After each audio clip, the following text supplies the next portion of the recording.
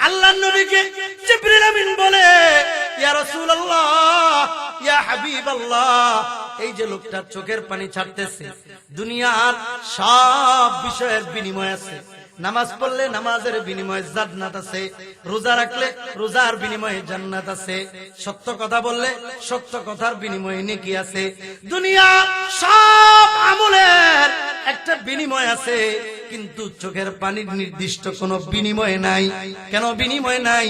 আল্লাহর নবীকে জিবরিল আমিন তখন বলে, চোখের পানির বিনিময় একটা, সেটা হলো চোখের পানি দিয়া আল্লাহ তাআলা সরাসরি জাহান্নামকে দূরে সরায়া দেয়। সুবহানাল্লাহ। এই জন্য রাসূলুল্লাহ বলেন, মান বাকা মিন খাশিয়াতিল্লাহ ফাকাদ হারামাল্লাহু আলাইহিন নার। যে ব্যক্তি আল্লাহর ভয় কাঁদবে, চোখের পানি ছাড়বে, আল্লাহ তাআলা তার জন্য জাহান্নামের আগুনকে হারাম করে দিবেন। সুবহানাল্লাহ। এই জন্য কিতাবের মধ্যে আছে, আল্লাহ তাআলা কারো উপর যদি রাগ করেন, নারাজ হন, তার চোখের পানি বন্ধ করে দেন। কথাটা মনোযোগ সহকারে শুনে। আল্লাহ তাআলা কারো উপর যদি নারাজ হয়ে যান, তার চোখের পানি আল্লাহ তাআলা বন্ধ করে দেন। হিসাব মিলান, কতদিন হয়েছে আপনি চোখের পানি ছেড়েছেন, কতদিন হয়েছে আপনি কতবার হেসেছেন। এমনও দিন পাওয়া যাবে প্রতিদিন হাসতেছেন, পুরা সপ্তাহ হাসতেছেন, চোখের পানি নাই। অথচ রাসূলুল্লাহ বলে, যেই চোখ দিয়ে পানি ঝরে না, এই চোখ আল্লাহর কাছে প্রিয় হতে পারে না। যেই চোখ পানি ঝরায়, এই চোখ আল্লাহর কাছে প্রিয় হয়ে যায়। মালিক ইবনে দিনার রাহমাতুল্লাহি আলাইহি আল্লাহর একজন প্রিয় বান্দা, আল্লাহর একজন ওলি। আমরা সকলে জানি উনি সব সময় আল্লাহর কাছে কান্না করেন, আল্লাহ আমাকে আপনি মাফ করে দেন, মাফ করে দেন, মাফ করে দেন। আল্লাহর প্রিয় যারা হয়, আল্লাহ তাআলা মাঝে মাঝে আল্লাহর প্রিয় বান্দাদের সাথে আল্লাহ ফেরেশতাদের সাক্ষাৎ করান। যেমনটা হাদিসের মধ্যে আছে, বান্দার যখন রোজা রাইখা ঈদের নামাজ পড়ে যখন ঈদগাহ থেকে বের হয়, তখন প্রত্যেকটা রোজাদার ব্যক্তির হাতের সাথে ফেরেশতারা মুসাফাহা করে। সুবহানাল্লাহ। কেমনে করে? কেমনে করে এটা আমি জানি না, এটা আল্লাহ জানে। জানে কে? আল্লাহ জানে। অনেক সময় কোন মানুষকে যদি জিনে ধরে, হ্যাঁ, কোন জিনে দেখছে, জিনকে দেখছে, জিন তাকে ধরছে, হ্যাঁ, সে ওইভাবে অনুভব করতে পারতেছে না, তো ফেরেশতা আসছে, ফেরেশতা সাক্ষাৎ করে। মালিক ইবনে দিনার রাহমাতুল্লাহি আলাইহি উনি সব সময় কান্না করতেন, আল্লাহ আমাকে মাফ করে দেন, মাফ করে দেন, মাফ করে দেন। তো উনি একদিন দেখতেছেন যে কিছু মানুষ কবরস্থানের পাশে দাঁড়ানো, কবরস্থানের পাশে দাঁড়ায় কি জানি লিখতেছে। ও ভাই, তোমরা কি লিখতেছো?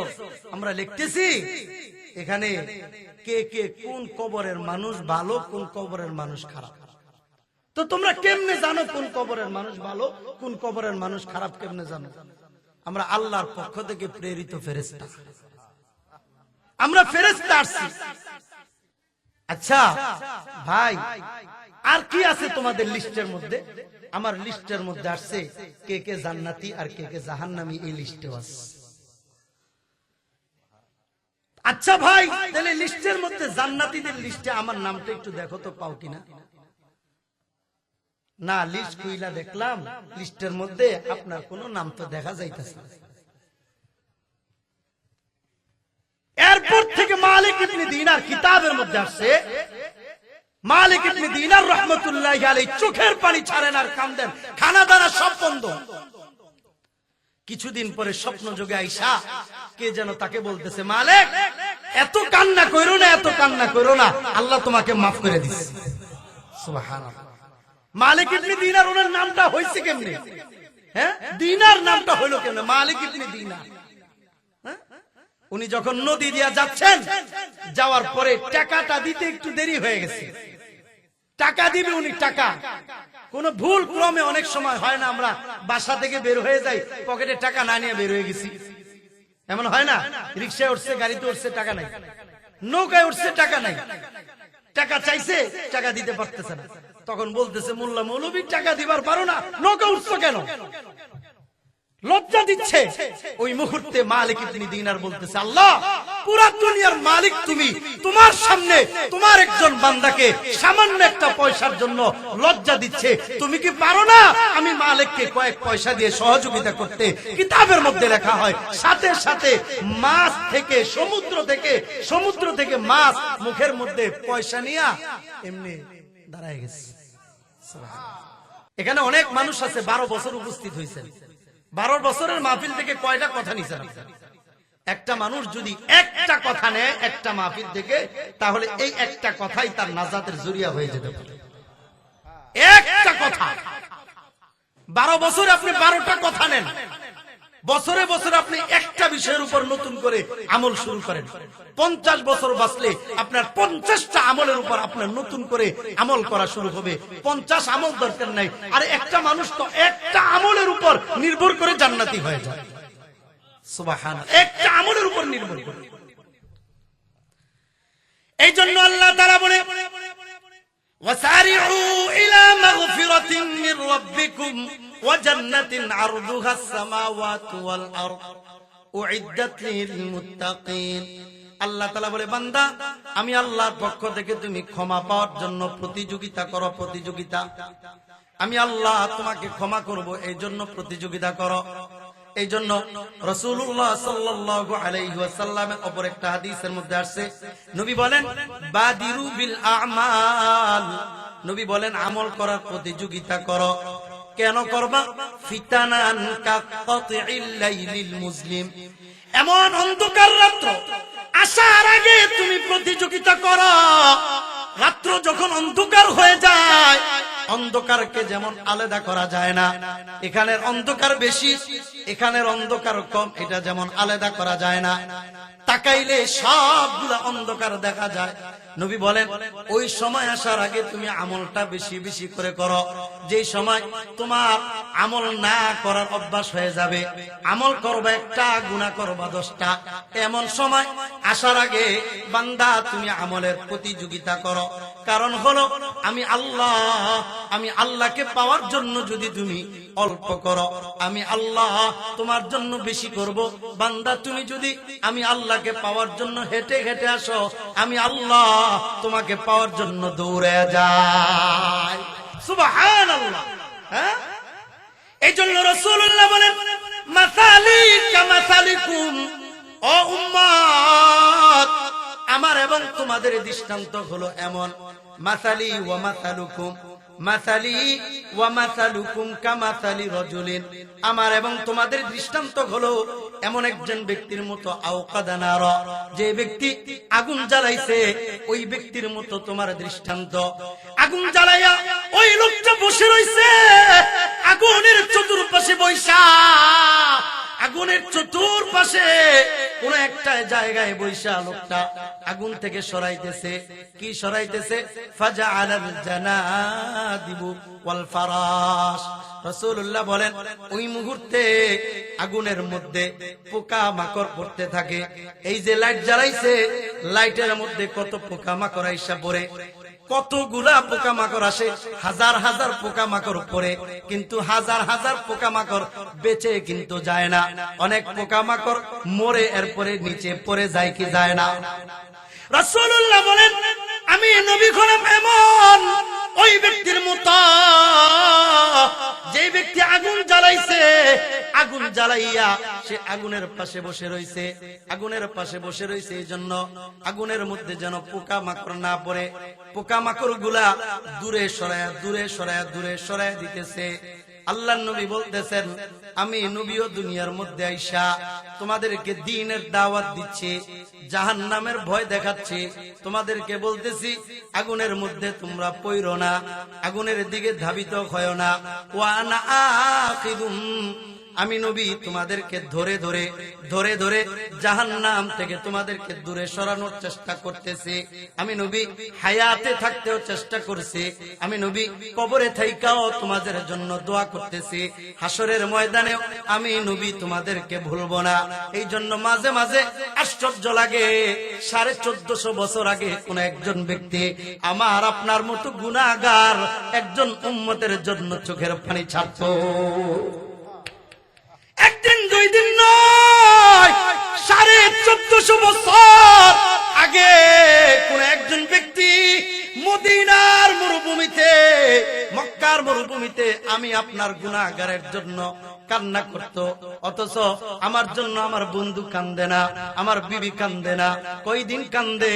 নির্দিষ্ট একটা দিন, নির্দিষ্ট একটা সময়, মরে গেলে এরপরে কয়েকদিন সময় কান্না করে। আমি আপনি আমার বাবা মার ইন্তেকালের পরে কতটুকুন সময় আর কান্দি, ঠিক তেমনি ভাবে আমার সন্তানও আমার জন্য কতটুকুন কানবে। কিন্তু রাসূলুল্লাহ আমাকে আপনাকে দেখে নাই, আমার আপনার বাবাকে দেখে নাই, আমার আপনার দাদাকে দেখে নাই, আমার আপনার বড় দাদাকেও দেখে নাই। এভাবে আমাদের 10-15 পুরুষ পর্যন্ত নবী দেখে নাই। তারপরেও 1000 বছর পরের উম্মতের জন্য নবী কান্না করতেছেন। এখনো পর্যন্ত নবী কান্না করতেছেন কবরের মধ্যে, রওজে আতহারে শুইয়া শুইয়া নবী কান্না করতেছেন। এই জন্য হুসাইন আহমদ মাদানী রাহমাতুল্লাহি আলাইহি বুখারী শরীফের দর্শ দিচ্ছেন, আল্লাহর নবীর রওজার পাশে যখন এই দর্শটা আসছে যে আল্লাহর নবী কবরের মধ্যে এখনো হায়াতে আছেন, জীবিত আছেন, একজন ছাত্র দাঁড়ায় বলতেছে, হুজুর নবী হায়াতে আছেন, এটা আমার বিশ্বাস হয় না। হুসাইন আহমদ মাদানী বলে, বিশ্বাস যদি না হয় মুরাকাবা করো। আল্লাহর ওলিদের একটা মাধ্যম হলো মুরাকাবার মাধ্যমে আল্লাহ তাআলা অনেক কিছু জানায় দেন। ওই ছাত্র আল্লাহর নবীর রওজার পাশে বইসা মুরাকাবা করতেছে। কিছুক্ষণ পরে চিৎকার দিয়ে উঠছে। কেন চিৎকার দিয়ে উঠছে?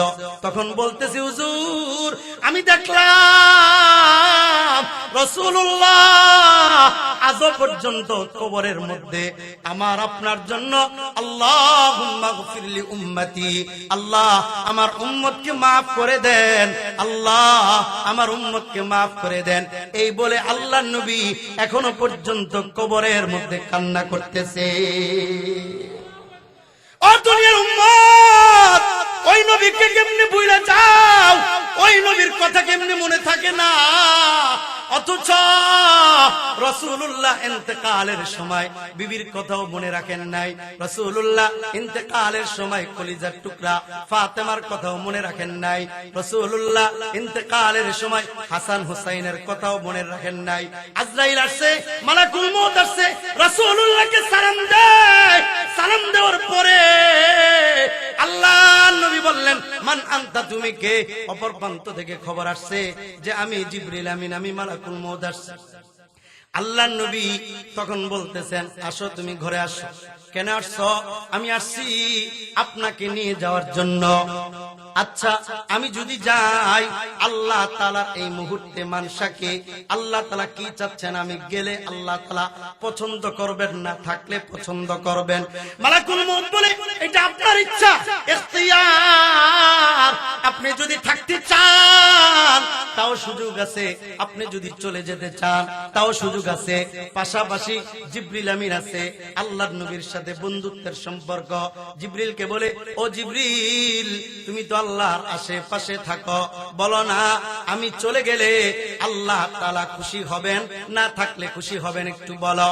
জিবরিল বলে, আমার কাছে মনে হয়েছে আল্লাহ তাআলা রাহমাতুল লিল আলামিনের সাক্ষাৎ পাওয়ার জন্য আল্লাহ তাআলা চাচ্ছেন, আল্লাহ চাচ্ছেন চলে গেলে ভালো হবে। আল্লাহর নবী বলতেছেন, চলে যাব, তবে আমার একটা বিষয় বোঝাপড়া আছে, জানার বিষয় আছে। সেটা হলো আমি থাকতে আমার উম্মতের খবর আমি রাসূলুল্লাহ চোখের সামনে দেখছি, কিন্তু আমার ইন্তেকালের পরে আমার উম্মতের খবর কে রাখবে? আমার উম্মতকে কে দেখবে? আল্লাহর কাছে গিয়ে একটু জিজ্ঞেস করো। জিবরিল আমিন আল্লাহর কাছে জিজ্ঞেস করছে। আল্লাহ তাআলা জিবরিল আমিনকে পাঠিয়ে দিছে। পাঠিয়ে বলে, ও জিবরিল আমার হাবিবকে বলে দাও, আমি আল্লাহ হাবিব থাকতে উম্মতের সাথে যেমন আচরণ করেছে, হাবিব চলে যাওয়ার পরেও উম্মতের সাথে আমি তেমন আচরণ করব। রাহমাতুল লিল আলামিন সেই দিন দোয়া করেছিলেন, আল্লাহ আমার উম্মতদেরকে একসাথে ধ্বংস করবেন না। এই জন্য আল্লাহ তাআলা আমরা অনেক গুনাহ করি, তারপরও আল্লাহ তাআলা আমাদেরকে ধ্বংস করেন না। এরপর আল্লাহ তাআলা আমাদেরকে ছাড় দেন, সুযোগ দিয়ে রাখছেন। মুসলমান দৈনন্দিন জীবনে খাচ্ছি, এই যে খাবারগুলো জবান দিয়ে ঢুইকা ভিতরে যায়, কত মানুষ হয় লুকমাটা নেয়, এরপরে গলার মধ্যে আটকে মারা যায়, এমন হয় কি হয় না? অনেক মানুষ পানি নেয়, শ্বাস বন্ধ হয়ে মারা যায়। আবার অনেক মানুষ খাবার খাইতে যায়, হঠাৎ করে তার মৃত্যু হয়ে যায়। অনেক মানুষ হাঁটতেছে, হোঁচট খেয়ে পড়ে গেছে। কত মানুষের কত বিপদ। আল্লাহ তাআলা আমাদেরকে অনেক বিপদ থেকে বাঁচাইয়া আল্লাহ তাআলা আমাদেরকে সুস্থ রাখছেন। শুধু কি সুস্থ রাখছেন? না না না, প্রতিদিন আল্লাহ তাআলা আমার আপনার রূহটা নিয়ে যান।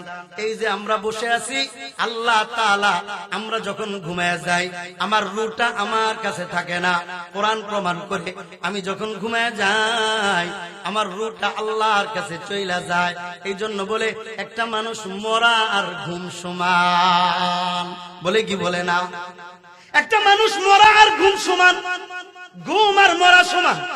এটাই রব্বুল আলামিন বলে, ওয়া হুয়াল্লাযী ইয়াতাওয়াফাকুম ওয়া হুয়াল্লাযী يتوفاكم بالليل ويعلم ما جرحتم بالنهار। আল্লাহ তাআলা বলতেছেন, বান্দা প্রতিদিন রাতে যখন তুমি ঘুমায় যাও, তোমার রূহটা আমি আল্লাহর কাছে চলে আসে। এরপরে আমি আল্লাহ তোমার রূহটাকে আবার ফেরত দিই। কি কারণে জানোনি? বান্দা ঘুমের আগে যে গুনাহগুলা করছো, ঘুম থেকে উঠা ওই গুনাহগুলা ছাইরা যেমন তুমি ভালো কাজগুলা তুমি করা শুরু করে দাও। এই জন্য আমি আল্লাহ রূহটা নিয়ে আবার তোমাকে রূহটা ফেরত দিয়ে দিই। হ্যাঁ, প্রতিদিন আমার আপনার রূহটা আল্লাহর কাছে যায়, আল্লাহর কাছে যায় রূহটা, আবার আল্লাহ তাআলা ফেরত দেয় আমাকে। রূহ গিয়া আল্লাহর কাছে বলে, আল্লাহ আমি কি যাব? অনুমতি আছে? আপনি তো বান্দাকে, আমাকে যার দেহের মধ্যে রূহ হিসাবে পাঠাইছিলেন, তাকে তো আপনি পাঠাইছিলেন আপনার গোলামি করার জন্য। এখন তো সে আপনার গোলামি করে না। আমাকে যেই কাজের জন্য পাঠাইছেন, আমি তো ঠিকই তার কাজে লাগতেছি, কিন্তু সে কি আপনার কাজে লাগতেছে? সে তো আপনার কাজে লাগতেছে না। আল্লাহ আমি যাব না। আল্লাহ তাআলা বলেন, না যা। আমি আল্লাহ যদি সাবের হতে পারি, তুই কেন হতে পারবি? আল্লাহ তাআলা ধৈর্যশীল। হাদিসের মধ্যে আসছে, বান্দা যেই পরিমাণ আমি আল্লাহর উপর জুলুম করে, অন্য কারো উপর এত পরিমাণ জুলুম করে, আল্লাহ তাআলা ধৈর্য ধরে আল্লাহটা খাই, আল্লাহকে ভুলা থাকে। যে দোকানে চাকরি করি, ওই দোকানে যদি 1-2 দিন না যাই, তাহলে দোকানের মালিক আমাকে চাকরিচ্যুত করে দিবে। যেই বাবা মা আমাকে খাওয়ায় পড়ায়, বাবা মার কথা না শুনলে বাবা মা আমাকে ত্যায্য পুত্র করে দিবে। কিন্তু রব্বুল আলামিনের কুদরতি কদমে কতদিন সিজদা দেওয়া বন্ধ রাখছে? আমি বলেন, কতদিন সিজদা দেওয়া বন্ধ রাখছে? রব ইচ্ছা করলে আমাকে মুহূর্তের মধ্যে শেষ করে দিতে পারতেন না? আরে কথা বলেন, পারতেন না? কিন্তু রব সুযোগ দিচ্ছেন, কারণটা কি? এটা আমার ক্রেডিট, এটা আমার দাপট। কথা বলেন না কেন? এটা আমার দাপট। রব দয়া করছেন, ওই দয়ার কদর করেন। আল্লাহ তাআলা যে সুযোগ দিচ্ছেন, দয়ার কদর করেন। যে কোনো মুহূর্তে আল্লাহ তাআলা টান দিয়ে নিয়ে নিবে, যে কোনো মুহূর্তে টান দিয়ে নিয়ে নিবে। আফসোস করতে পারবেন, আফসোস করলেও কোনো কাজে আসবে না। কি কাজে আসবে আপনার? মরার পরে সবই তো আপনার অন্ধ। কে আপনার পক্ষে দাঁড়াবে? চোখটা বন্ধ করে দেখেন আপনার সাথে কে আছে? কেউ নাই। বিবি, বাল বাচ্চা, বন্ধু বান্ধব, ভাই, কেউ আপনার সাথে নাই। আপনি একা একাই, আপনি পরেই, কেউ আপনার সাথে নাই। আপনার ঘরের মুরব্বীদের মধ্যে যারা দুনিয়া থেকে বিদায় নিয়ে চলে গেছে, তাদের কথা আপনি কয়দিন স্মরণ করেন? হিসাব করেন তো, কয়দিন স্মরণ করেন? তাহলে আপনি এই জেনারেশনে আইসা আপনি যদি আপনার অতীতদেরকে স্মরণ না করেন, আপনার পরবর্তী জেনারেশন আইসা আপনাকে কেমনে স্মরণ করবে, কি পরিমাণ স্মরণ করবে, এটা তো আপনার এমনি অনুমান করা যায়, এমনি তো অনুমান করা যায়। এই জন্য রব্বুল আলামিন বলেন, ওয়াসারিউ ইলা মাগফিরাতিন মির রাব্বিকুম। ও বান্দা, আমি আল্লাহর পক্ষ থেকে ক্ষমা পাওয়ার জন্য তোমরা প্রতিযোগিতা করো, দুনিয়া পাওয়ার জন্য প্রতিযোগিতা করি, টাকা পাওয়ার জন্য প্রতিযোগিতা করতেছে, ধন সম্পদ বাড়ানোর জন্য প্রতিযোগিতা করে, জায়গা কেনার জন্য প্রতিযোগিতা করে, বিদেশের মাটিতে পাড়ি জমানোর জন্য প্রতিযোগিতা করি। কথা ঠিক না বেঠিক? কিন্তু আল্লাহর পক্ষ থেকে ক্ষমা পাওয়ার জন্য প্রতিযোগিতা আমরা করি না। অথচ বান্দা যদি অল্প কাজ রব্বুল আলামিনের রাজি করার জন্য অল্প কাজও যদি বান্দা করে, আল্লাহ তাআলা অল্প কাজে খুশি হয়ে যায়। আবু যর গিফারি রাদিয়াল্লাহু তাআলা আনহু আল্লাহর নবীর একজন সাহাবী, মুরব্বী সাহাবী, আমল যাই করতেন নবীর সাহাবী। কিন্তু জিবরিল আমিন আল্লাহর নবীর দরবারে আসছে, দরবারে আয়েশা বলতেছে, ইয়া রাসূলুল্লাহ, ইয়া হাবিবাল্লাহ, ওই যে মুরব্বী লোকটা যাইতেছে এটা কি আবু যর না? আল্লাহর নবী বললেন, হ্যাঁ আবু যর। জিবরিল, তুমি কেমনে চিনো?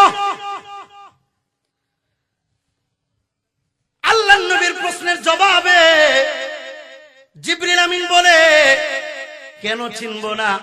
এটা শুধু আমি চিনি এমনটা নয়, আসমানের যত ফেরেশতা আছে সব ফেরেশতা আবু যর গিফারিকে চিনে। সুবহানাল্লাহ।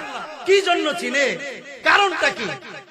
এক নম্বর, তার মধ্যে গুণ হলো লিসিগরি নাফসিহি, তার নিজেকে সে অনেক ছোট মনে করে, অনেক ছোট মনে করে, এবং সব সময় খালি কান্দে, হ্যাঁ, খালি চোখের পানি ছাড়ে আর বলে, আরে আমি কি মাপ পামু, আমি কি মাপ পামু? অথচ যার সুসংবাদ দেওয়ার জন্য আল্লাহ তাআলা তার উপর রাজি আছে, সুসংবাদ দেওয়ার জন্য জিবরিল আমিনও দুনিয়াতে এসে বসে। সুবহানাল্লাহ বলবেন না? অথচ সে চোখের পানি ছাড়া কান্না করে। এরপরে রাসূলুল্লাহ বলেন, এই লোকটাকে আসমানের ফেরেশতারা আর কি কারণে বেশি বেশি স্মরণ করে? কারণটা কি? তখন বলতেছে, ওয়া কাসরাতি তিলাওয়াতি সূরাতুল ইখলাস। আবু যর গিফারি সূরা ইখলাস বেশি বেশি করে পাঠ করে, এই জন্য আল্লাহ তাআলা তার উপর রাজি। আমল অল্প, সময় অল্প, কিন্তু নেকি অনেক বেশি। এই জন্য হাদিসের মধ্যে আসছে, আবু দাউদ শরীফের হাদিস, মসজিদে কুবার মধ্যে, যেই মসজিদের মধ্যে নামাজ পড়লে এক রাকাত নামাজে, দুই রাকাত নামাজের মধ্যে আল্লাহ তাআলা একটা উমরার নেকি দান করেন। ওই মসজিদে কুবার ইমাম আল্লাহর নবী একজনকে ইমাম বানাইছে। ওই ইমামের ব্যাপারে মুসল্লিরা নবীর কাছে অভিযোগ জানাইছে, হুজুর, আমাদের মসজিদের ইমাম সাহেব যেই নামাজে কেরাত জোরে জোরে পড়ে, ওই নামাজের মধ্যে দ্বিতীয় রাকাতে সব সময় সূরা ইখলাস পাঠ করে। আমরা তাকে জিজ্ঞেস করেছি, প্রতিদিন প্রত্যেক নামাজে আপনি শেষ রাকাতে সূরা ইখলাস কেন পড়েন? যে দুই রাকাতে কেরাত পড়া হয়, এই কেরাতের দ্বিতীয় রাকাতে সূরা ইখলাস কেন পড়েন? ওই ইমাম বলতেছে, যদি তোমাদের পছন্দ হয় আমাকে ইমাম হিসাবে রাখো, আর যদি পছন্দ না হয় তাহলে নবী আছে যে আমাকে নিয়োগ দিছে, তার কাছে গিয়ে অভিযোগ জানাও। আল্লাহর নবীর কাছে গিয়া অভিযোগ জানাইছে। আল্লাহর নবী মসজিদে কুবার মধ্যে আসছে। মসজিদে কুবার মধ্যে আইসা আল্লাহর নবী ইমামকে আলাদা করে একটা পর্দার অন্তরালে নিয়ে আসছে। নিয়ে আইসা আল্লাহর নবী বললেন, কেন তুমি এমনটা করো? প্রতি নামাজের যে দুই রাকাতে জোরে জোরে কেরাত পড়া হয়, ওই দ্বিতীয় রাকাতে সূরা ইখলাসটা তুমি প্রতি নামাজে কেন পড়ো? কারণটা কি একটু যদি বলতা? তখন বলতেছে, হুজুর, পুরা কোরআন আমি পড়েছি, কোরআন আমি তেলাওয়াত করেছি, কিন্তু সূরা ইখলাস ছোট্ট একটা সূরা, কিন্তু এইটার মধ্যে আল্লাহর যে পরিমাণ গুনাগুণ পেয়েছে, আমি কোরআনের মধ্যে অন্য কোন সূরা এত পরিমাণ গুনাগুণ পাই নাই। এই জন্য আমি এই সূরাটা আমি সব সময় প্রতি নামাজের যে দুই রাকাতে কেরাত পড়া হয়, জোরে জোরে কেরাত পড়া হয়, এই দুই রাকাতের দ্বিতীয় রাকাতে আমি পড়ি। রাসূলুল্লাহ বললেন, তুমি যেহেতু আল্লাহর ভালোবাসা এই সূরা ইখলাসটা পড়ো, আল্লাহ তাআলা তোমার উপর রাজি আছে। শুধু রাজি নয়, আমি ঘোষণা করে দিলাম আল্লাহ তাআলা এই সূরাকে তুমি ভালোবাসার কারণে আল্লাহ তাআলা তোমার জন্য জান্নাতকে ওয়াজিব করে দিয়েছে। সুবহানাল্লাহ। ছোট্ট একটা সূরা, হ্যাঁ, আমলের মাধ্যমে প্রতিযোগিতা করছে, আল্লাহ তাআলা তার জন্য জান্নাতটা সহজ করে দিয়েছে। সুবহানাল্লাহ বলবেন না? সুবহানাল্লাহ। এই জন্য আবু যর গিফারী রাদিয়াল্লাহু তাআলা আনহু ওনার ব্যাপারে কওল জিবরিল আমিন এসে বলে, আবু যর গিফারী বেশি বেশি সূরা ইখলাস পাঠ করে, সূরা ইখলাস পাঠ করে, এই জন্য আল্লাহ তাআলা তাকে পছন্দ করে। আবু যর গিফারী ওই সূরা ইখলাস পাঠ করে আল্লাহর প্রিয় হয়ে গেছে। এখনো পর্যন্ত কেউ যদি এই সূরার উপর আমল করে, এই সূরা পাঠ করতে পারে, এখনো পর্যন্ত সে আল্লাহর প্রিয় হয়ে যাবে। সুবহানাল্লাহ।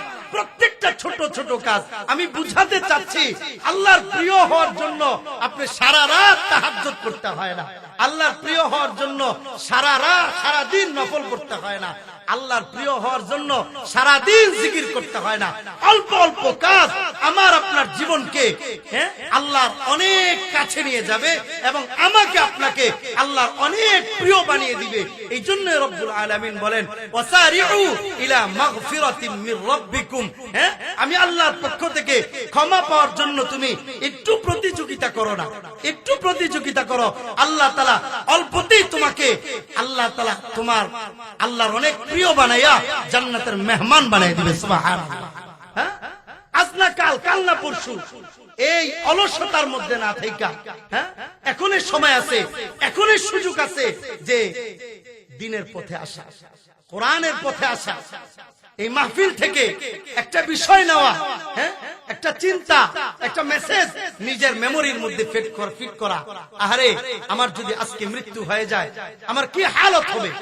হ্যাঁ, অনেকের বাবা নাই, অনেকের মা নাই, অনেকের আত্মীয় স্বজন নাই, দুনিয়া থেকে যারা বিদায় নিয়ে চলে গেছে, এমন তো আমারও চলে যেতে হতে পারে, তাই না? যে কোনো মুহূর্তে মালাকুল মউত ডাক দিতে পারে, যে কোনো মুহূর্তে।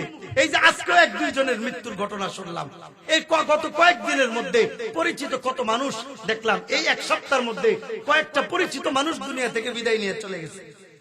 কারো বয়স হয়েছে, কারো বয়স হয় নাই, কেউ কম বয়সে চলে গেছে, কারো মধ্যম বয়সে চলে গেছে, কেউ বয়স্ক হওয়ার পরে চলে গেছে। এই যে চলে যাওয়াটা, আসার একটা সিরিয়াল আছে, যাওয়ার কোনো সিরিয়াল নাই। এই জন্য যুবক ভাইরা যারা আসো, তোমরা যারা আসো, তোমাদের হাতে ধরি, পায়ে ধরি, তোমাদের কাছে আমার একটা অনুরোধ, দেখো ভাই, চলে যেহেতু যেতেই হবে, মরতে যেহেতু হবেই, আল্লাহ তাআলা যেহেতু বারবার বলেন, ওয়াত্তাকু ইয়াওমান তুরজাউনা ফীহি ইলাল্লাহ, এমন দিনকে ভয় করো যেই দিন আমি আল্লাহর কাছে তোমার আসতে হবে, এমন দিনকে তুমি ভয় করো যেই দিন আমি আল্লাহর কাছে আসতে হবে। কারণ ওই আল্লাহর কাছে আমার যাওয়া ছাড়া কোনো উপায় আসেনি। জোরে বলেন, আছে উপায়? আছে কোনো উপায়?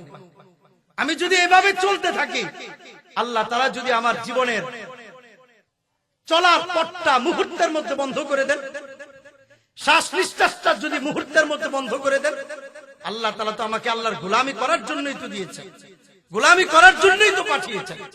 যদি মুহূর্তের মধ্যে নিঃশ্বাস বন্ধ করে দেন, মুহূর্তের মধ্যে আমাকে ল্যাংড়া বানায় দেন, লুলা বানায় দেন, আমার করণীয় কি আছে? কি করব আমি?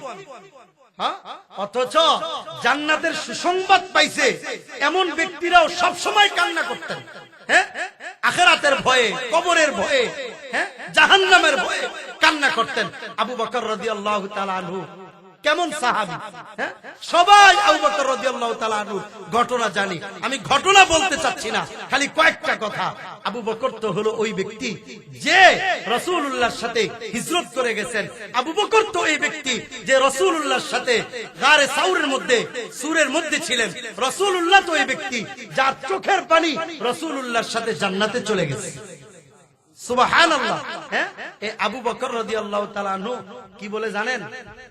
হ্যাঁ, আবু বকর রাদিয়াল্লাহু তাআলা আনহু বলেন, রাসূলুল্লাহ বলতেছেন আবু বকর রাদিয়াল্লাহু তাআলা আনহুর ব্যাপারে, মান আরাদা আইয়ানজুরা ইলা মাইয়িতিন, তোমরা যদি এমন কোন মৃত ব্যক্তিকে দেখতে চাও, এই আমার দিকে তাকান সবাই, তোমরা যদি এমন কোন মৃত ব্যক্তিকে দেখতে চাও, সে মৃত কিন্তু মৃত অবস্থায় ইয়ামশি আলা ওয়াজহিল আরদি, সে জমিনের উপরে হাঁটতেছে, মৃত সে জমিনের উপরে হাঁটতেছে, ফালয়ানজুর ইলা ইবনে কুহাফা, তাহলে ইবনে কুহাফার দিকে তাকাও।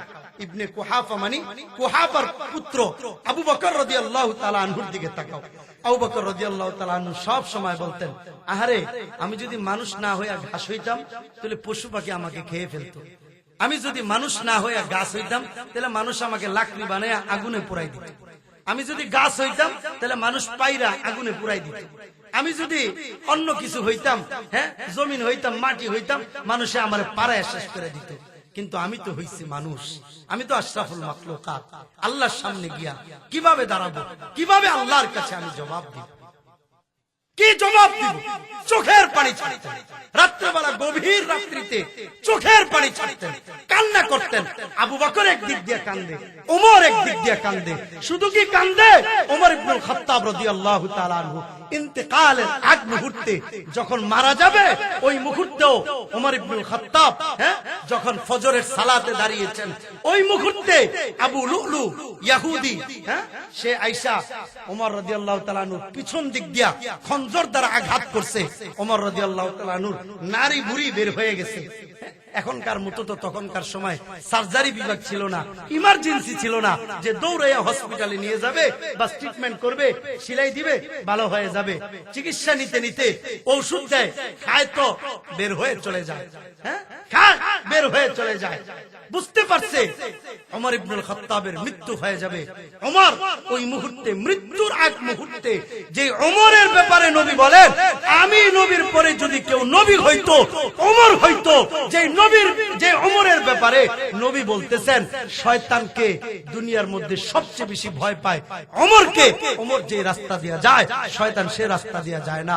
যে ওমরের ব্যাপারে রাসূলুল্লাহ বলেন, আমি ওমরের জান্নাত, ওমরের জান্নাতি ঘর আমি জান্নাতে আগেই দেখে আসছি মেরাজের রাত্রিতে।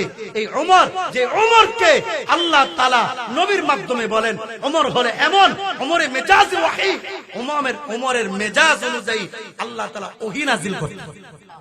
সুবহানাল্লাহ বলবেন না? সুবহানাল্লাহ। রাসূলুল্লাহ ঘরের মধ্যে আছে, বাহির থেকে লোক আসছে, লোক আইসা রাসূলুল্লাহর ঘরে আসছে, রাসূলুল্লাহর বিবিরাও আসছে। তখনও পর্যন্ত পর্দার বিধান নাজিল হয় নাই, পর্দার আয়াত নাজিল হয় নাই। ওমর ইবনুল খাত্তাব তখন বলতেছে, ইয়া রাসূলুল্লাহ, ইয়া হাবিবাল্লাহ, বাহির থেকে মানুষ আইসা নবীর দরবারে ঢুকে নবীর বিবিদেরকে দেখা চলে যায়। এটা আমি ওমরের কাছে ভালো লাগে না, ভালো লাগে না। যদি নবীর বিবিদের সাথে পর্দার কোনো বিধান আসতো, অন্য বাহিরের মানুষ নবীকে দেখতে পারবে না। ওমর এই কথাটা বলতে দেরি হয়েছে, আল্লাহ তাআলা পর্দা আয়াত নাজিল করতে দেরি করেন না। ওই ওমর, যে ওমরের কথা অনুযায়ী আল্লাহ তাআলা ওহী নাজিল করে দেন, ওই ওমর মৃত্যুর আগ মুহূর্তে ডান গাল বাম গালটা জমিনের মধ্যে ঘষেন আর বলেন, আল্লাহ আমাকে আপনি মাফ করে দেন, মাফ করে দেন। আশপাশে সাহাবীরা বলে, ওমর কেন আপনি ডান এবং বাম গালটা মাটির সাথে এভাবে ঘষতেছেন? ওমর বলতেছে, বাইরে আল্লাহ আমাকে মাফ করবে কিনা আমি জানি না, আমার ভয় হয় আল্লাহ তাআলা আমাকে মাফ করবেন নাকি। এই ভয়ে আমি চোখের পানি ছেড়ে কান্না করতেছি। শুধু কি তাই?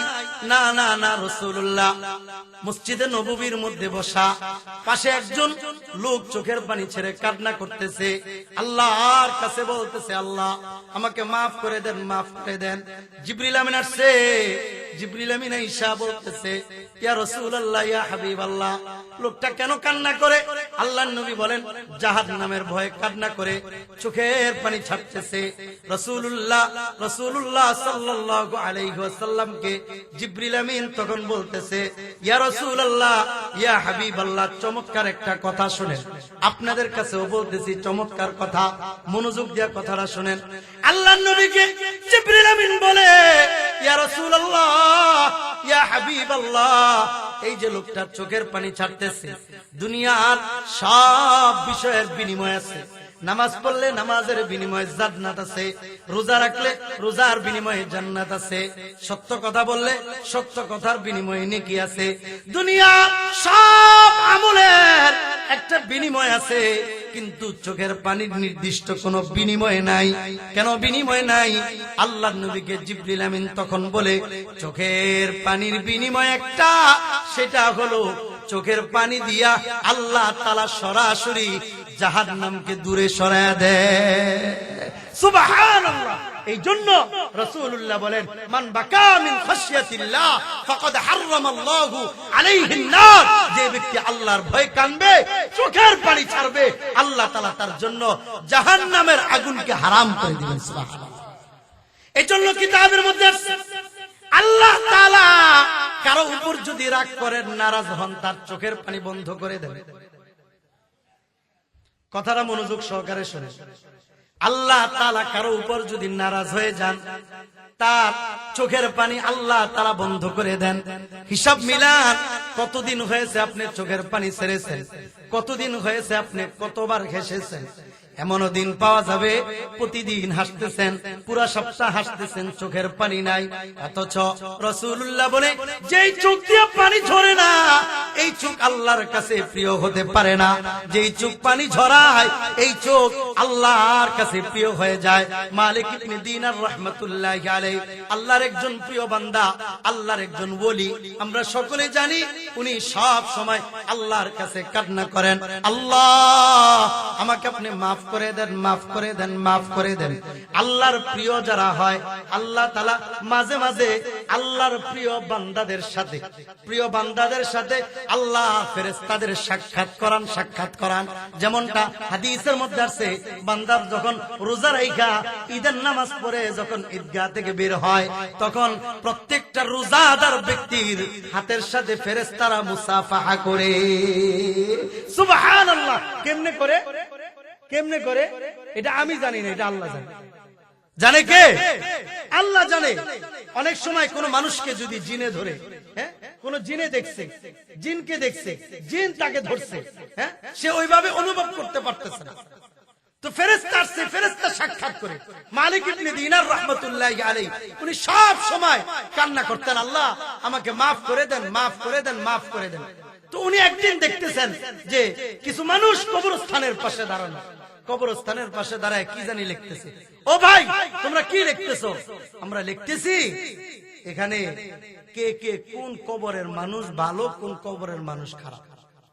তো তোমরা কেমনে জানো কোন কবরের মানুষ ভালো, কোন কবরের মানুষ খারাপ? কেমনে জানো? আমরা আল্লাহর পক্ষ থেকে প্রেরিত ফেরেশতা, আমরা ফেরেশতা আসছি। আচ্ছা ভাই, আর কি আছে তোমাদের লিস্টের মধ্যে? আমার লিস্টের মধ্যে আসছে কে কে জান্নাতি আর কে কে জাহান্নামী, এই লিস্টেও আছে। আচ্ছা ভাই, তাহলে লিস্টের মধ্যে জান্নাতীদের লিস্টে আমার নামটা একটু দেখো তো, পাও কিনা? না, লিস্ট কইলা দেখলাম, লিস্টের মধ্যে আপনার কোনো নাম তো দেখা যাইতেছে না। এরপর থেকে মালিক ইবনে দিনার কিতাবের মধ্যে আসছে, মালিক ইবনে দিনার রাহমাতুল্লাহি আলাইহি চোখের পানি ছাড়েন আর কাঁদেন, খানা দানা সব বন্ধ। কিছুদিন পরে স্বপ্ন যোগে আইসা কে যেন তাকে বলতেছে, মালিক এত কান্না কইরো না, এত কান্না কইরো না, আল্লাহ তোমাকে মাফ করে দিয়েছে। সুবহানাল্লাহ। মালিক ইবনে দিনার, ওনার নামটা হইছে কেমনে? দিনার নামটা হইলো কেমনে? মালিক ইবনে দিনার। উনি যখন নদী দিয়া যাচ্ছেন, যাওয়ার পরে টাকাটা দিতে একটু দেরি হয়ে গেছে। টাকা দিবে উনি, টাকা কোন ভুল ক্রমে অনেক সময় হয় না, আমরা বাসা থেকে বের হয়ে যাই, পকেটে টাকা না নিয়ে বের হয়ে গেছি, এমন হয় না? রিক্সায় উঠছে, গাড়িতে উঠছে, টাকা নাই, নৌকায় উঠছে, টাকা নাই, টাকা চাইছে, টাকা দিতে পারতেছে না। তখন বলতেছে, মোল্লা মৌলবী টাকা দিবার পারো না, নৌকা উঠছো কেন? লজ্জা দিচ্ছে। ওই মুহূর্তে মালিক ইবনে দিনার বলতেছে, আল্লাহ পুরা দুনিয়ার মালিক তুমি, তোমার সামনে তোমার একজন বান্দাকে সামান্য একটা পয়সার জন্য লজ্জা দিচ্ছে, তুমি কি পারো না আমি মালিককে কয়েক পয়সা দিয়ে সহযোগিতা করতে? কিতাবের মধ্যে লেখা হয়, সাথে সাথে মাছ থেকে, সমুদ্র থেকে মাছ মুখের মধ্যে পয়সা নিয়া এমনি দাঁড়ায় গেছে। মালিক ইবনে দিনার রাহমাতুল্লাহি আলাইহি ওখান থেকে নিয়ে নিছে, নিয়ে এরপরে পয়সা দিয়া পরিশোধ করে এরপরে মাছের মধ্যে চলে গেছে। অসম্ভব মনে হচ্ছে, অসম্ভবের কিছু না। শাহজালাল ইয়ামানি রাহমাতুল্লাহি আলাইহি জায়নামাজ বিছায়া কেমনে সে আসে, নদী কেমনে পার হইল, অবিশ্বাসের কি আছে? ওমর ইবনে খাত্তাব রাদিয়াল্লাহু তাআলা আনহু মেম্বারে দাঁড়াইয়া উনি ঘোষণা দেয়, মাইলকে মাইল দূর থেকে মানুষ শুনতে পায় যুদ্ধের ময়দানে। ওমর বলতেছে, এই পাহাড়ের পিছনে কিন্তু শত্রু আছে। নাই? আল্লাহ তাআলা যদি দেখাই দেন, আল্লাহ তাআলা যদি জানায় দেন, আল্লাহর কাছে সবই সম্ভব কিনা? সব সম্ভব। এই জন্য মুসলমান আল্লাহ তাআলা এটাই বলেন, বান্দা জান্নাত পাওয়ার জন্য আমি আল্লাহর কাছে সব সময় তুমি ক্ষমা প্রার্থনা করো, আমি আল্লাহর কাছে জান্নাত চাও, জান্নাত চাও। এই জন্য আল্লাহর একজন প্রিয় বান্দা আকাবিরদের আলোচনা যে কিতাবগুলোর মধ্যে আসছে, খাজা আব্দুল ওয়াহিদ রাহমাতুল্লাহি আলাইহি, ওনার ব্যাপারে ঘটনা লেখা হয়, উনি সারা জীবন বিবাহ করেন নাই, বিবাহ না করে আল্লাহর ইবাদতের মধ্যে লিপ্ত ছিলেন। যেমনটা ইয়াহইয়া নবী, উনিও বিবাহ করেন নাই, সারা জীবন বিবাহ না করে জীবনটা কাটাই দিছে, আল্লাহর গোলামির মধ্যে জীবনটা কাটাই দিছে। যেই কথাটা আল্লাহ তাআলা কোরআনের মধ্যেও বলে দিয়েছে। ওই আল্লাহর ওলি বিবাহ করেন নাই, স্বপ্ন যুগে আল্লাহকে, আল্লাহর সাথে সাক্ষাৎ হয়ে গেছে, আল্লাহ তাআলা তাকে জান্নাত দিতেছেন। এই জান্নাত দেওয়ার পালায় ওই মুহূর্তে উনি বলতেছেন, আল্লাহ আমাকে জান্নাত দিবেন, আমি তো বিয়া করি নাই, কিন্তু জান্নাতের মধ্যে আমি কি কোনো বিবি পাবো না? হ্যাঁ, তুমি জান্নাতের মধ্যে বিবি পাইবা। আল্লাহ, বিবিটা কোথায়? তোমার বিবি এখনো পর্যন্ত দুনিয়ার মধ্যে আছে। আল্লাহ, আমি জানতে চাই আমার বিবিটা কোন এলাকার মধ্যে থাকে, কোন জায়গার মধ্যে থাকে। আল্লাহ তাআলা স্বপ্ন যোগে জানাই দিলেন, তোমার বিবিটা অমুক এলাকায়, অমুক মরুভূমির মধ্যে রাখাল হইয়া পর্দার সাথে সে বকরি চড়ায়, অমুক এলাকায় থাকে, তার নাম হলো মাইমুনা। যাও, ওই এলাকায় গেলে তুমি দেখতে পাইবা। খাজা আব্দুল ওয়াহিদ রাহমাতুল্লাহি আলাইহি ওই এলাকায় চলে গেছেন। এলাকায় গিয়া উনি খুঁজতেছেন, খুঁজে দেখে একজন পর্দাসীন মহিলা রাখাল হইয়া বকরি চড়াইতেছে। বকরি চড়ান শেষে ছোট্ট একটা কুড়ের ঘর, তাবু টানানো, ওইটার মধ্যে ঢুকছে। ঢুইকা উনি নামাজের মধ্যে দাঁড়ায় গেছে, পিছনে অপেক্ষা করতেছে। যখন মাইমুনার নামাজ শেষ হয়ে গেছে, নামাজ শেষ হওয়ার পরে সালাম ফিরানোর পরে বলতেছে, এই তুমি কে? তুমি কি আব্দুল ওয়াহিদ না? হ্যাঁ। তুমি আমার নাম জানলা কেমনে? তুমি কেমনে আসলা? তখন মাইমুনা এই প্রশ্নের জবাবে আব্দুল ওয়াহিদ বলতেছে, আমি আল্লাহর পক্ষ থেকে জানতে পারছি স্বপ্ন যোগে তুমি নাকি আমার জান্নাতি স্ত্রী হইবা, এই জন্য আমি আসছি। আচ্ছা, তুমি আমার নাম জানলা কিভাবে? তখন মাইমুনা বলে, তুমি যেই রবের পক্ষ থেকে জানছো, আমিও সেই রবের পক্ষ থেকে জানছি। সুবহানাল্লাহ। যেমনটা মুসা আলাইহিস সালামকেও আল্লাহ তাআলা দেখাই দিছিলেন, বলছিলেন না, মুসা তোমার জান্নাতি সাথী হবে ওই ব্যক্তি, যাও ওখানে গিয়ে একটা কসাই আছে, কসাই তোমার জান্নাতি সাথী হবে, দেখাই দিচ্ছে না? আরে শুধু কি তাই না, না না, কোন ব্যক্তি যদি আল্লাহর ওলি হয়ে যায়, আল্লাহর প্রিয় হয়ে যায়, আল্লাহ তাআলা দুনিয়ার মধ্যেও তাকে স্বপ্ন যোগে জান্নাতি খাবার খাওয়ায় দেয়। হাফেজ শামসুদ্দিন আদ-দাহাবী রাহমাতুল্লাহি আলাইহি উনি ওনার কিতাবের মধ্যে লেখে, তৎকালীন সময়ে একজন আল্লাহর ওলি ছিল, উনি যুদ্ধের ময়দানে গিয়ে শহীদ হয়ে গেছে। যুদ্ধের ময়দানে শহীদ হওয়ার পরে কিছুদিন পরে তার বিবি তাকে স্বপ্ন দেখে, স্বপ্ন যোগে জিজ্ঞেস করে, ও আমার স্বামী, আল্লাহ তাআলা তোমার সাথে কেমন আচরণ করেছেন? আল্লাহ তাআলা আমার সাথে ভালো আচরণ করেছেন, আমি জান্নাতে আছি। জানো জান্নাতের মধ্যে আল্লাহ তাআলা কি কি দিয়েছেন, কি কি নাজ নেয়ামত দিয়েছেন? আল্লাহ তাআলা দুধের নহর, মধুর নহর, কত কত নহর দিয়েছে। এই নহর গুলা আল্লাহ তাআলা আমাকে দিছে। তুমি কি একটু নহর থেকে পানি খাইবা? মৃত স্বামী স্ত্রীকে স্বপ্ন যোগে বলতেছে। শামসুদ্দিন দাহাবী রাহমাতুল্লাহি আলাইহি বলতেছেন, তুমি কি একটু নহর থেকে পানি খাইবা? দিলে কে না খায়? জান্নাতি নহর থেকে এই এক গ্লাস পানি, স্বপ্নের মধ্যে সে জান্নাতি এক গ্লাস পানি খাইছে। খাওয়ার পরে কিতাবের মধ্যে লেখা হয়, হাফেজ শামসুদ্দিন দাহাবী রাহমাতুল্লাহি আলাইহি বলেন, এই মহিলা স্বপ্ন যুগে জান্নাতি পানি খাইয়া 40 বছর বেঁচে ছিলেন। 40 বছরের মধ্যে আর তার কোনদিন দুনিয়ার কোনো খানা খাইতে হয় নাই। সুবহানাল্লাহ, কোনো গাঁজাখুরি কথা নাই। এটাই হলো বাস্তবতা। কোন ব্যক্তি যদি আল্লাহর ওলি হয়ে যায়, আল্লাহর প্রিয় হয়ে যায়, তখন আল্লাহ তাআলা তার জন্য সবকিছু সহজ করে দেয়। এই জন্য দুনিয়ার মুসলমান, আল্লাহ তাআলা বলে, ও বান্দা, আজকে যদি তোমার মৃত্যু হয়ে যায় তাহলে আগামী কালকে তুমি কি করবা, এটার জন্য তুমি ভাবো। আল্লাহ তাআলা যেহেতু প্রতিদিন আমাকে রুটা নিয়ে আবার রুটা দিয়া দেয়, কি জন্য? বান্দা, তোকে রুটা নিয়ে রুটা দিছি, ফজরের নামাজটা যেন বান্দা পড়স, যোহরেরটা যেন পড়স, আসরেরটা যেন পড়স, মাগরিবেরটা যেন পড়স, এশারেরটা যেন পড়স। এও বান্দা, তুমি এশারের নামাজ পড়লা না, ফজর পর্যন্ত আমি আল্লাহ আবার সুযোগ দিলাম, ফজরটাও পড়লা না, পরের দিন আমি আল্লাহ সুযোগ দিলাম, এর পরের দিনও পড়লা না, আমি আল্লাহ তোমাকে সুযোগ দিলাম। বান্দা, তোমাকে সুযোগ দিতে থাকতেছি, আমি সুযোগ দিচ্ছি, এক সময় হয়ে যাবে তোমার সুযোগ শেষ হয়ে যাবে, মালাকুল মউত চলে আসবে, তখন তুমি আফসোস করবা, কিন্তু আফসোসে কোনো কাজে আসবে না। নামাজ তুমিও পড়ো না, পরিবারের বাবাও পড়ে না, মাও পড়ে না, পোলাও পড়ে না, মাইও পড়ে না, কেউই নামাজ পড়ে না। হ্যাঁ, অথচ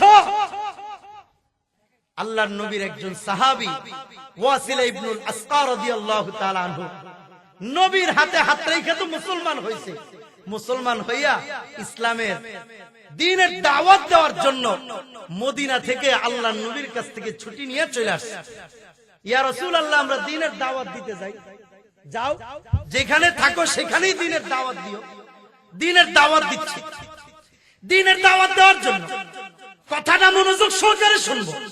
আমরা তো নামাজ ছাইড়া দেই, আমাদের সন্তানদেরকেও নামাজের কথা বলি না, আমাদের বিবেকেও সামান্য পরিমাণ টাচ লাগে না, আমরা নামাজ ছাইড়া দেই, আমাদের কোনো কষ্ট লাগে না।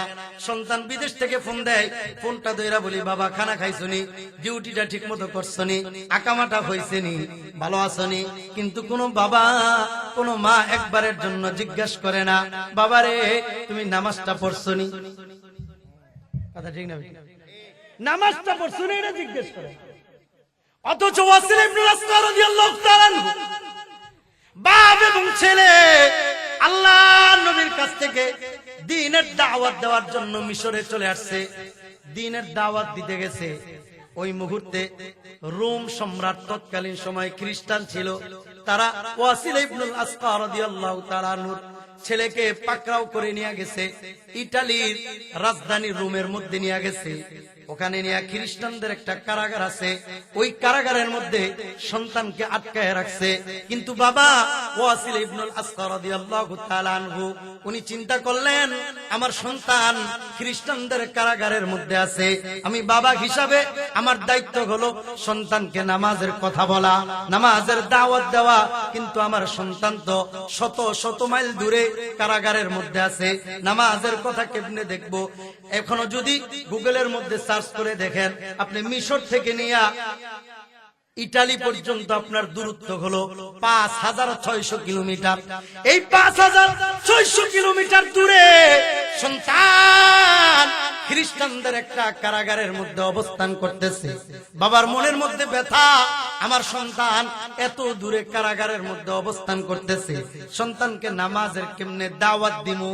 আমাদের সন্তান তো দেখা যায় পার্শ্ববর্তী ঘরের মধ্যে শুয়ে আছে, আমি নিজেও নামাজ পড়ি না, সন্তানকে নামাজের কথাও বলি না। কথা বলেন না কেন? অথচ বাবার মনের মধ্যে ব্যথা, সন্তান 5500 কিলোমিটার দূরে কাফেরদের কারাগারের মধ্যে আছে। বাবার ব্যথা, আমি বাবা হইয়া সন্তানের কি হক আদায় করতেছি, কেমনে হকটা আমি আদায় করব? ওই মুহূর্তে ওয়াসিলা ইবনুল আসকা রাদিয়াল্লাহু তাআলা আনহু চিন্তা করলেন, আমার কাজ তো হলো আওয়াজ দেওয়া, আর আওয়াজটা পৌঁছানোর দায়িত্ব হলো আল্লাহর। আমি তো বলতে পারবো, আল্লাহ নামাজের সময় হয়েছে, আমি আওয়াজ দিয়েছি। আওয়াজটা কেমনে দিয়েছেন? উনি মিশরের মধ্যে থাইকা যখন কোনো নামাজের সময় হয়ে যাইতো, একটা পাহাড়ের মধ্যে উঠতেন, উঁচু জায়গায় উঠতেন, উঁচু জায়গায় উঠা ফজরের নামাজের সময় হয়ে গেলে উনি বলতেন, কদ হানা ওয়া ওয়াক্তু সালাতিল ফাজরি, এই ফজরের নামাজের সময় হয়ে গেছে। জোহরের সময় হলে বলতেন কদ হানা ওয়াক্তু সালাতিদ দুহরি, জোহরের সময় হয়ে গেছে। আসরের সময় হলে বলতেন কদ হানা ওয়াক্তু সালাতিল আসরি, মাগরিবের সময় একই কথা বলতেন কদ হানা ওয়াক্তু সালাতিল মাগরিব, এশারের সময় হলে বলতেন কদ হানা ওয়াক্তু সালাতিল ইশা, এশারের সময় হয়ে গেছে। এভাবে পাহাড়ের উপর দাঁড়াইয়া আল্লাহর কাছে বলতেন আল্লাহ আমি তো নামাজের ঘোষণা দিছি, ওমরের কথা যদি তুমি মাইলকে মাইল দূরে পৌঁছাতে পারো, আমি বান্দা আমার সন্তানকে নামাজি বানানোর জন্য, সময় মতো নামাজ পড়ানোর জন্য আমার চেষ্টা হলো আস-সা'য়ু মিন্নি ওয়াল ইতমামু মিনাল্লাহ, আমার কাজ হলো চেষ্টা করা। আমি একটু জবান দিয়া শব্দটা বের করে দিলাম, তুমি আল্লাহ ইচ্ছা করলে পৌঁছাই দিতে পারো। ওই বান্দা এভাবে সব সময় করতেন। 2 থেকে 2.5 বছর পরে যখন সন্তান কারাগার থেকে আসছে, আসার পরে বাবা সর্বপ্রথম তাকে জিজ্ঞেস করতেছে, বাবারে 2 থেকে 2.5 বছর কাফেরদের কারাগারে ছিলা, ওই কাফেরদের কারাগারের মধ্যে থাইকা তুমি নামাজটা ঠিক মতো আদায় করতে পারছনি? আমরা দোকান থেকে আসলে, বিভিন্ন ঢাকা থেকে আসলে হ্যাঁ সন্তানকে জিজ্ঞাসা করে, বাবা খাইছনি, কষ্ট হয় নাই তো, রাস্তাঘাটে যানজট ছিল নি, হ্যাঁ হ্যাঁ সমস্যা হয় নাই তো, এটা জিজ্ঞেস করি। এই কথাটা কেউ জিজ্ঞেস করে না বাবা নামাজটা পড়ছনি। কথা বলেন না কেন? অথচ ছেলে না খাইলে মরতো না, না খাইলে জাহান্নামে যাবে না এটা নিশ্চিত। রাস্তায় যানজটে কষ্টে থাকলেও সে জাহান্নামে যাবে না এটা নিশ্চিত, কিন্তু নামাজ না পড়লে জাহান্নামে যাবে এটা নিশ্চিত। কথা বলেন না কেন? তো যেটার কারণে জাহান্নামে যাবে এটার কথা জিজ্ঞেস করে না। 2-2.5 বছর পরে সন্তানের সাথে বাবার সাক্ষাৎ, এই কথা জিজ্ঞেস করে না, বাবারে রিমান্ডে অত্যাচার বেশি করছে নাকি, কাফেররা বেশি মারধর করছে নাকি, হ্যাঁ এই কথা জিজ্ঞেস করে না। 2.5 বছর পরে সাক্ষাতের সাথে সাথে জিজ্ঞেস করে, বাবা 2.5 বছর কাফেরদের কারাগারে ছিলাম, নামাজটা ঠিক মতো আদায় করছে? সুবহানাল্লাহ মুখ দিয়ে বলা যায় না? আর একটু বলা যায় না? জোরে বলা যায় না? হ্যাঁ কি বলতেছেন? নামাজটা ঠিক মতো পড়ছনি? তখন সন্তান বলতেছে, ওয়াসিলা ইবনুল আসকা রাদিয়াল্লাহু তাআলা আনহু কে বলতেছে, বাবা যেই দিন থেকে আমি কারাগারে গেছি, এই দিন থেকে যখনই নামাজের সময় হয় আমিও নামাজের সময় তো আর বুঝতে পারি না। কারাগারের মধ্যে অন্ধকার একটা ঘর, সূর্যের আলো পাওয়া যায় না, চন্দ্রের আলো পাওয়া যায় না, কিন্তু আমার মনের মধ্যে একটা ব্যথা যে নামাজের সময় হইল কিনা। আমি উপরের দিকে তাকাই, উপরের দিকে তাকাই, কিন্তু যেদিন থেকে কারাগারে ঢুকছি ওই দিন থেকে আমি প্রতিদিন 5 ওয়াক্ত নামাজের সময় তুমি বাবার কণ্ঠের আওয়াজ শুই না আমি 5 ওয়াক্ত নামাজ আদায় করেছি।